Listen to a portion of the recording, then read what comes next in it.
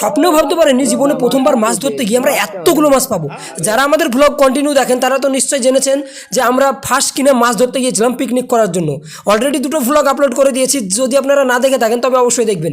তো আজকে সকালবেলায় চলে এসেছিলাম আমরা মাছ ধরতে, আসা মাত্রই দেখি এই চাচা তার ফাঁসে এতগুলো মাছ পেয়েছে। চাচা আর আমাদের ফাঁসটা একসঙ্গে পাতা হয়েছিল সেম জায়গাতে।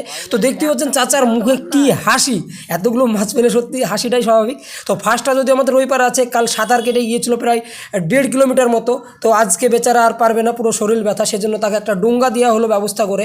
তারপরে ডুঙ্গা নিয়ে সে যাচ্ছে আর সবাই দেখছে মজা আমাদের। তো দেখতেই পাচ্ছেন একটু পরে ময়ে হয়ে গিয়েছে, নৌকা নিয়ে ডুবে গিয়েছিল, ভাগ্যিস বেশি জলে গিয়ে ডুবেনি। তারপরে এই যে চাচা একটু দেখিয়ে দিচ্ছে যে কীভাবে এটাকে চালাতে হয়। এটা চালানো অতটাও সহজ না যে ভাবছো বসে বসে এরকমভাবে পানিটাকে সরাবো আর চলবে, সেটা না।